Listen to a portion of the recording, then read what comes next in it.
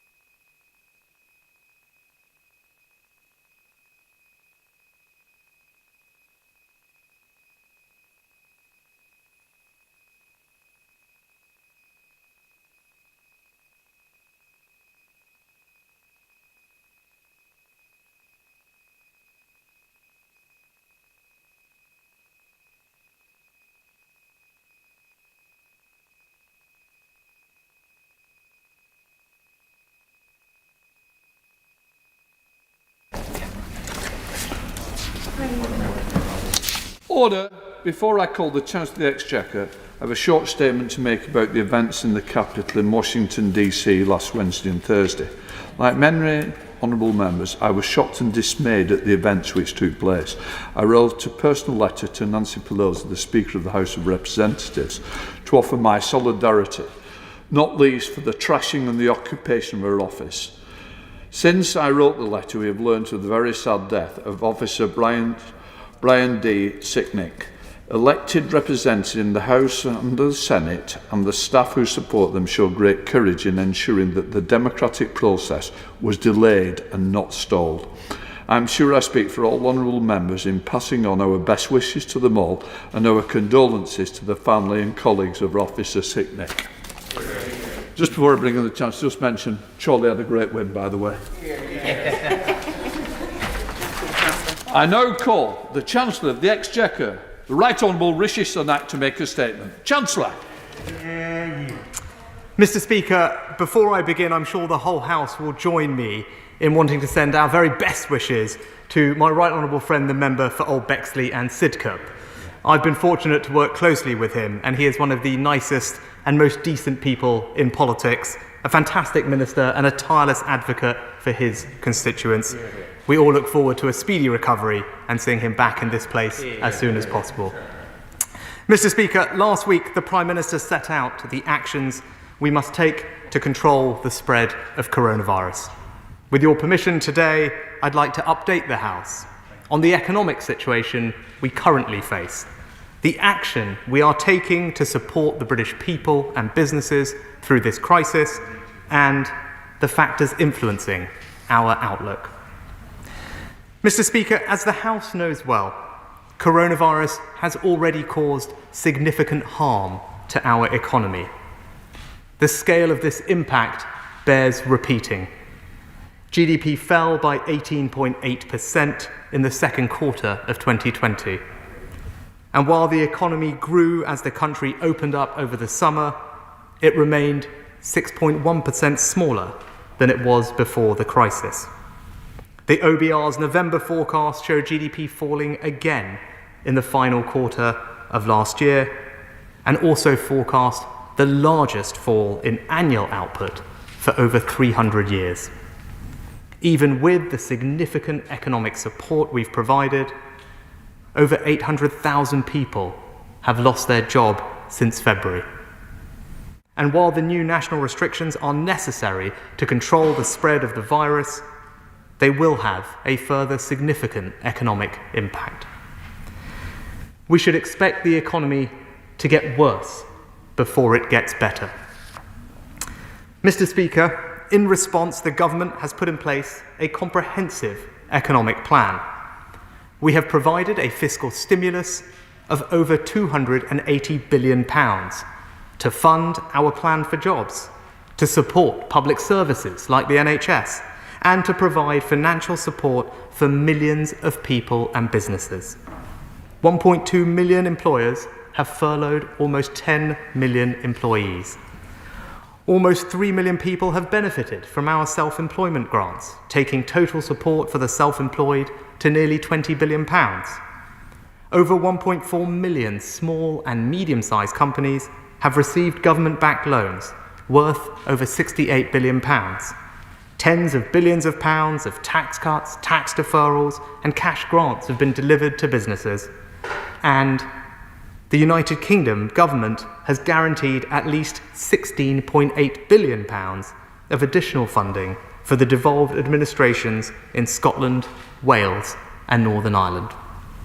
In response to the new national lockdown, we are extending and increasing our financial support. We are providing a bridge for people and businesses until the economy reopens, and to give them the chance to rebuild productive capacity. To do that, we have extended the furlough scheme to April. We're supporting self-employed people with a fourth income grant. And we've announced, alongside the introduction of new restrictions, an extra £4.6 billion to protect UK jobs and businesses. All business premises in England which are legally required to close, including in retail, hospitality and leisure, can now claim one-off grants of up to £9,000 for each of their business premises. benefiting over 600,000 businesses and coming on top of the existing grants worth up to £3,000 paid each month. We've also made discretionary funds of £500 million for local authorities available in England to support local businesses in those areas, on top of the £1.1 billion of discretionary funds we've already provided to local councils. Sadly, we have not and will not be able to save every job and every business. But I am confident that our economic plan is supporting the finances of millions of people and businesses. Across almost all areas of economic policy, we are providing comparable or greater support than all our international peers.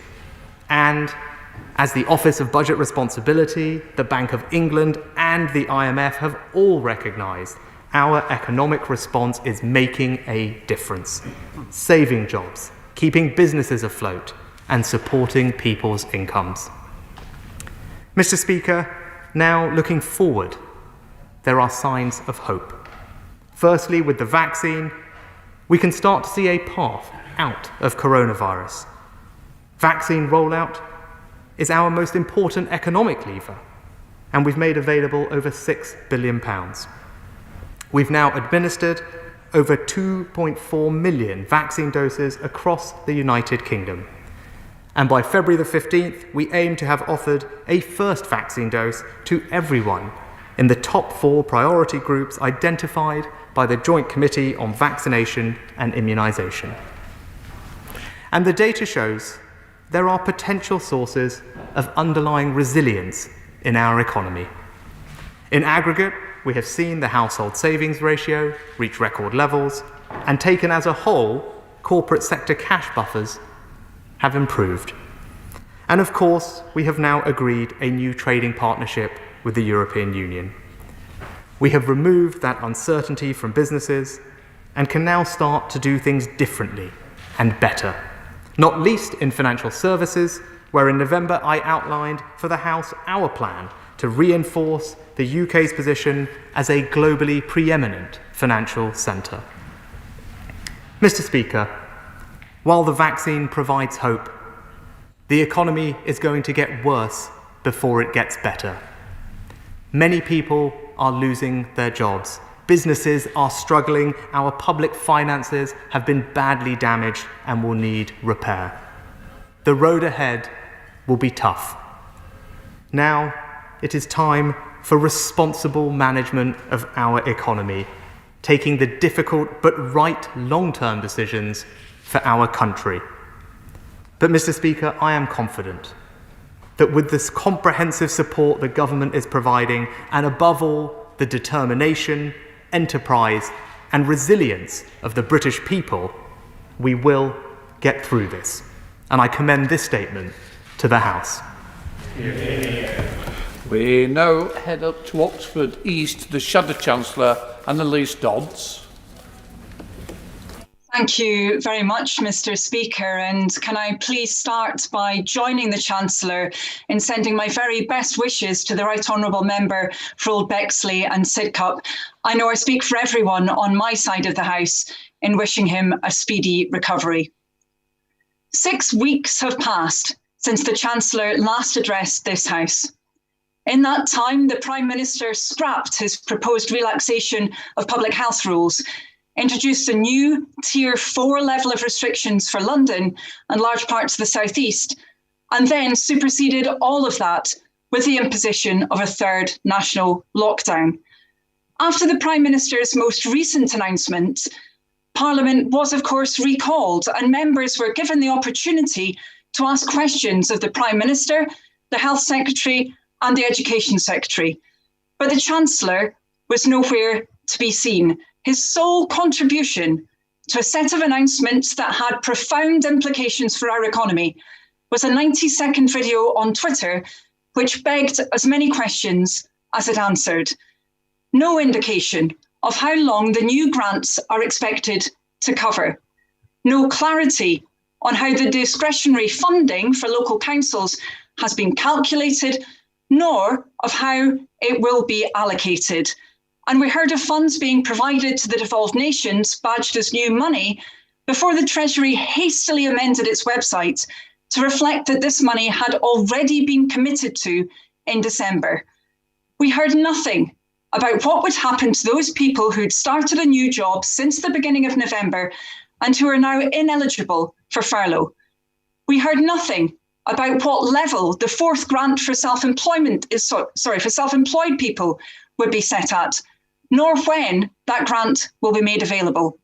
We heard nothing for those people who've been excluded from government schemes right from the very start. And we heard nothing about what the Chancellor will do to fix the broken system of support for self-isolation. I was relieved to hear this morning that the Chancellor had undertaken to address the House today, but I deeply regret that having last year blocked measures that would have helped to protect the NHS and secure our economy, today the Chancellor appears out of ideas, urging us to look towards the sunny uplands, but providing nothing new. The purpose of an update, Mr. Speaker, is to provide us with new information, not to repeat what we already know.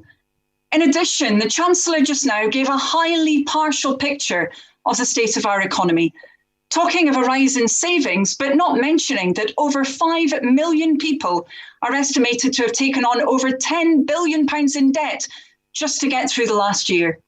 Talking of corporate cash buffers, but not mentioning that City experts have predicted there will be over £100 billion in unsustainable corporate debt by the end of March. The Chancellor needs to acknowledge the reality of the crisis we face, a crisis made worse by his government's irresponsibility, with our economy having suffered the worst recession of any major economy, and he needs to act accordingly. So can I ask him to respond to those questions which businesses and workers desperately need answered? Will he update the furlough scheme to reflect the dates of this current lockdown? When will he set out the new incentive scheme he promised to provide for businesses which will now not receive the job retention bonus? When will he provide details on the next self-employment income support scheme? What does he say to people who've been excluded from government support schemes from the very beginning and who still aren't helped by today's announcement? How long will businesses have to make the new one-off grants last for? When will councils find out how the new discretionary funding will be allocated and on what basis it has been calculated? Does the Chancellor believe that those who are classified as clinically extremely vulnerable should be automatically eligible for furlough if they can't work from home? When will he fix support for those self-isolating when the evidence for change is overwhelming? When will his much vaunted Operation Birch actually start to deliver for struggling manufacturers? And will we have to wait until the budget for a recognition of all of these problems and solutions to them, as was suggested by his social media account? Mr. Speaker, we had all hoped for a more optimistic start to 2021 than a new national lockdown and yet more uncertainty about the future. But the people of Britain understand that they have to make sacrifices. They're doing their bit for the national effort while the vaccine is rolled out. They're fulfilling their side of the bargain. The Chancellor must fulfil his. Chancellor. Mr. Speaker, thank you, and let me also thank the honourable member opposite for her response, and in particular her comments about my right honourable friend from Old Bexley and Sidcup, which I appreciate. I think it is right, Mr. Speaker, where possible in this House, that we do acknowledge those areas, those many areas, in fact, where there is agreement on both sides of this House. For example, on wage support, on business support, on loan guarantees, on funding for critical public services, on tax deferrals, tax cuts, on support for renters, support for homeowners, on support for job creation, retraining, skills, on support for children learning at home, on support for the self-employed, on support for the NHS, on support for the vaccination rollout, and indeed on testing. I could go on, Mr. Speaker. The truth is, politics aside, there is in fact significant unity of purpose in this place. To protect the most vulnerable, to vaccinate our people as quickly as possible, to reopen our country, and finally, to rebuild and begin the process of recovery. Given this agreement, whilst it is right to acknowledge the difference in degrees and emphasis that the honourable member opposite poses, it is clear that on the fundamentals there is in fact little disagreement. Mr. Speaker, to turn to the honourable member's specific areas of concern. With regard to the formula for the local authority grants, I can tell her, as was also, I think, published, that the formula for the additional £500 million will be the same as the £1.1 billion that was issued shortly before the end of last year.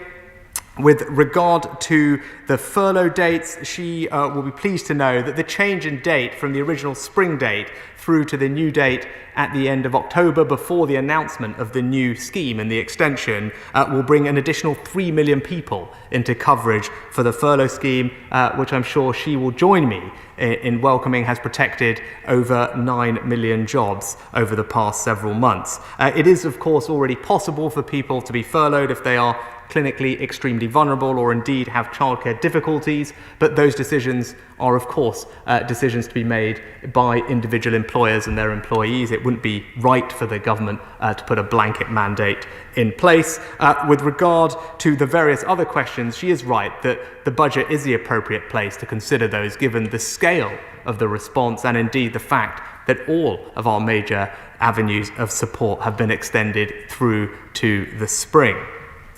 She also, finally, Mr. Speaker, made one comment talking about this country having experienced the worst recession out of anyone. And I think it is important in this place that people do have the right facts, Mr. Speaker, particularly when they impact people's confidence and understanding of what is happening. And I must, if I can, gently point out some facts, which I'm sure the honourable member opposite knows, because I'm sure she will have studied this carefully. And she will know that when making international comparisons between the performance of our economy and others, it is important that we are careful, because everybody calculates things in very different ways. And indeed, as the Office for Budget Responsibility have mentioned in their latest report, which I'm sure she will be able to read, and indeed as the ONS have also highlighted, we calculate the public sector output in this country in a very different way to almost any other country. And it is very clear that the way that we calculate that output flatters other countries and disadvantages us when it comes to making those comparisons. And as those independent forecasters have pointed out, when corrected for that difference, Mr. Speaker, what you find is actually our economic performance is very much in line with comparable countries. It is not the worst, and I don't think it is good for confidence or people's understanding of the situation for that to be propagated. Mr. Speaker, throughout this crisis, the government has always been pragmatic. When changes must be made, we have made them, and when help has been justified, we have always provided it. And Mr. Speaker, we are now so close to the end of this difficult period for so many people that I would ask the honourable member opposite at this time to recognise that the national interest is best served by our cooperation, not partisanship. The vaccine rollout is the most important priority of this government and provides us with the path of getting out of this, protecting people's health and releasing the restrictions that are hampering our economic recovery. That should be our focus. I know she will agree with me on that, and it is in this spirit, in the best traditions of this House, that I hope we will be able to see out this crisis in the coming months. Senator Horwich with Sir Bernard Jenkins. Sir Bernard. And can I thank my right honourable friend for his statement and indeed welcome the continuation of these vital measures to support British business through this further period, while keeping an eye on hospitality sector and small businesses which are continuing to have a very hard time and may need extra help. But could I just invite him to recall how we had to put VAT onto energy saving products before we left the European Union because of European Union rules, and having struck VAT off sanitary products, can we now look at other opportunities to use our freedoms now that we've left the EU to strike VAT off energy saving products like solar panels and home insulation in order to promote the greener recovery that we want to see emerging from this crisis? Chancellor. I thank my right honourable friend both for his advice and helpful information about the hospitality industry, which he provided to me over the winter period, which has been very helpful in formulating our response. And I thank him for it, and also appreciate his thoughts on future tax policy, which he will know remains for budget. But he's right to emphasise the importance of our green recovery, and which is why I was very pleased to make sure we can fully fund with £12 billion the Prime Minister's 10-point plan for a green recovery, of which ensuring we upgrade our buildings' efficiency with regard to heat and energy is a key part, with over £1 billion put aside for that, but I will bear his further thoughts in mind. Right, let's head up to Scotland to SNP spokesperson Alison Thewlis. Alison Thewlis. Thank you, Mr. Speaker. I thank the Chancellor for finally gracing us with his presence and for once not redacting his statement, and I suspect that's perhaps because there's so little in here that's actually new. What's also missing is the additional £375 million he promised to Scotland as additional money on the 6th of January, lauded by the Tories in Scotland before the Treasury backtracked, edited their press release and decided Scotland's businesses were not entitled to the £9,000 English businesses will receive. So I asked the Chancellor, why? Businesses are still struggling with debt and the loss of income, so will he extend the English business rate holiday to allow Scotland to do the same? And will he continue the reduction in VAT to assist those in the struggling hospitality sector? The Chancellor acknowledges the 800,000 jobs lost, but not his role in the loss of those 800,000 jobs and the uncertainty that his stop-start furlough has caused. So will he commit to extend the furlough and the self-employment support scheme for as long as is necessary? No more arbitrary stop-start. And still, Mr. Speaker, the gaps remain. Freelancers, limited company directors, those refused furlough, pregnant women who've lost out, as well as those in annual PAYE and newly self-employed. So I asked the Chancellor, will those now submitting tax returns be included in the self-employment support scheme from the 31st of January? Hundreds of thousands of people are counting on being able to do this. Will he extend the £20 increase in universal credit, and will he finally expand this to include those on legacy benefits who have seen no increase over these past months? Will he increase the pitiful level of statutory sick pay? Mr. Speaker, I've said for months now that we will not be out of this crisis quickly, and I'm sad to have been proven right. And on top of this, Brexit is causing chaos for Scottish exporters trying to get their goods across the border. It is no wonder, Mr. Speaker, that Scotland is looking on at this shambolic Westminster government and deciding in poll after poll that independence offers a brighter prospect for our future than more of the same old Tory austerity. Chancellor. Mr. Speaker, I'm happy to address very directly the point about funding for Scotland and perhaps clear this up. Now, in recognition of the very difficult circumstances that devolved administrations were grappling with, as are we all during this crisis, the UK government made an unprecedented decision to provide an upfront funding guarantee to provide certainty and clarity for the Scottish government so that it could make plans in advance of individual announcements being made and the appropriate Barnet sums being made available at that time. That was something that the Scottish government, I think, had asked for, and it was something that was welcomed. It is also now clear, though, that the Honourable Lady Opposite seems to think that is not a good thing, because the point about doing that is to provide upfront certainty, but it's still also right to keep a tally on the various announcements as they are made about the additional sums that they do trigger for Barnet, which will net against that guarantee, and then over time the guarantee will be adjusted. Now, if I'm hearing from the Honourable Lady that she would prefer not to have upfront funding guarantees and actually prefer the system of only knowing Barnet consequentials on an announcement-by-announcement basis, then she should please write to me and let me know. But in aggregate this year, £8.6 billion in upfront funding guarantees have been made available for the Scottish Government, of which the most recent announcement did trigger Barnet consequentials will net off against that guarantee, and over time, as we have done, that guarantee will be increased over the year as new announcements are made. It's also, as far as I understand, Mr. Speaker, I'm not quite sure if I could tell from the Honourable Lady's response if businesses in Scotland have been offered an additional grant of up to £9,000 to help them get through the next few months. And perhaps she can clear that up for Scottish businesses, because that's what the UK government is providing for businesses here in England, and that money has been made available to the Scottish government through the guarantee, and of course we look forward to seeing how they use it. But it's also important, Mr. Speaker, this is not just about Barnett consequentials. We have always adopted a UK-wide approach to our support, and whether it's the furlough scheme, all the things we've done on VAT, or supporting people into employment, or indeed our loans, many businesses and people in Scotland have been supported, because, Mr. Speaker, this is one United Kingdom government, and we will make sure that we provide support for our citizens in every single part of it. Tom Hunt.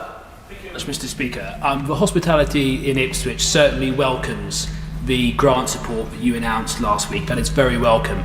But I must say that about a month ago I held a virtual roundtable event with the hospitality sector in Ipswich, and it was probably one of the most sobering virtual meetings that I've taken part in since this pandemic started. It was very sad to hear about the extreme anxiety they have. They've poured their whole life into those businesses that they're working, and there is still concern even now. So will my right honourable friend confirm that he will be reflecting on what further support might be provided ahead of the budget? And I talk specifically about the potential extension of the business rates holiday throughout 2021, and also the support on VAT, because there is a light at the end of the tunnel. But when we go into that much better place, I want to make sure that the Brickmakers Arms, the Kingfisher, the Belstead Arms, the Poole Social Club, the California Social Club, which I'm now a member, and as stakeholders, I own part of it now that I've become a member, are there with us. Because Order. It's going to be short. We've put you on early to make sure that you can get things mentioned, but you can't make a speech to a question.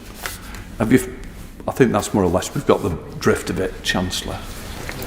Thank you, Mr. Speaker. My honourable friend is a fantastic champion for his local hospitality industry. I hope I very much have a chance to come and visit the, I think, California Social Club he mentioned in Ipswich at some point in the future, and I will bear in mind his suggestions for how we can look at providing further support. It's a vital industry for our local communities, nationally employs over 2 million people, and he's right that they have borne the brunt of these restrictions and deserve our support as we emerge on the other side.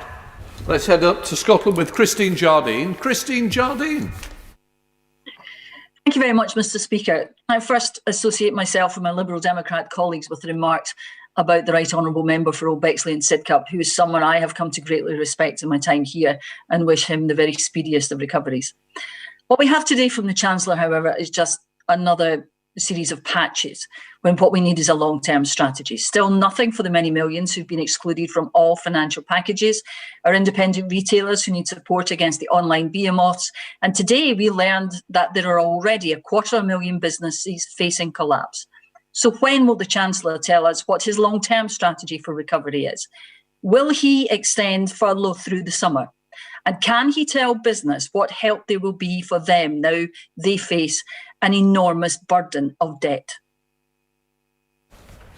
Mr. Speaker, with all our economic support now extends all the way through the spring. We'll of course have a budget on the 3rd of March where we will provide an update on the next stage of our economic response, both to coronavirus and indeed the economic outlook for the rest of the country as well. With regard to one specific question regarding support for businesses against online, the Honourable Lady will be aware that we implemented this year the digital services tax for the first time, which collects a levy on online marketplaces, and that will collect significant revenue this year. I think that's a right step, and we're working with other countries to put in place a multilateral solution, which is the best long-term way to solve the problem that she highlighted. Thank you, Mr. Speaker. Can I thank the Chancellor for his latest announcement of grants, which has been warmly welcomed by the hospitality sector. Can he confirm that the up to £9,000 that he's made available is indeed in addition to the up to £3,000 a month that has been made available to businesses that have had to close? But he will be aware that businesses in the hospitality sector will continue to face some real challenges in the coming months in order to play a part in our recovery. So could I ask him to reflect very carefully on what further support we might be able to make available to this vital sector in the budget? Well, Mr. Speaker, I can confirm that the £9,000 is an additional to the monthly grants of up to £3,000, which means over the next 3 months, businesses could receive up to £18,000 of total cash support. And I will bear in mind other avenues for future support. As I said, as we come out of this, it will be important that the hospitality industry is given every possible chance to succeed and flourish. I sent to Northern Ireland with Sammy Wilson. Sammy Wilson. Thank you, Mr. Speaker. The Chancellor has said that we are now seeing signs of hope, and especially because a deal has been struck with the European Union. It doesn't look like that in Northern Ireland, where supermarket shelves are empty.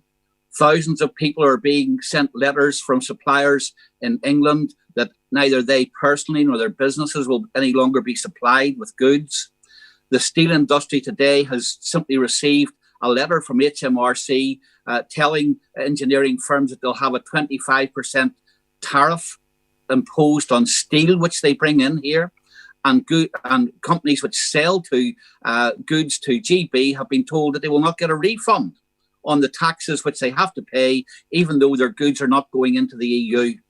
All of this is brought about as a result of either a lack of knowledge by officials in HMRC, or else reneging on the promises that the government made that there would be unfettered trade and access for UK firms selling in Northern Ireland and vice versa. What is the Chancellor doing about the impact which his department is having on businesses in Northern Ireland? Thank you, Mr. Speaker. I'm very sorry to hear about some of the examples that the honourable gentleman raised. I know goods in aggregate are continuing to move smoothly between Great Britain and Northern Ireland, and I'm not as aware of any significant queuing, and individual issues are being addressed by UK authorities. I would also say my right honourable friend, the Chancellor for the Duchy of Lancaster, I know is talking with colleagues from across this House to make sure we're kept abreast of any particular issues so we can look to resolve them as we can, Mr. Speaker. Sent to Harlow with Robert Halfon. Robert Halfon. Thank you, Mr. Speaker. The Chancellor will know that I've worked hard and lobbied for financial support for Harlow's small businesses, and I really welcome the financial package worth well over 160 million so far for our town. However, I have been contacted by many businesses in my constituency who've yet to receive much of the grant funding they've been allocated, such as Carol Bush, the wonderful landlord of the Golden Swift pub, because Harlow Council is yet to distribute it. Can he set out what steps he can take to ensure that councils like Harlow and across the country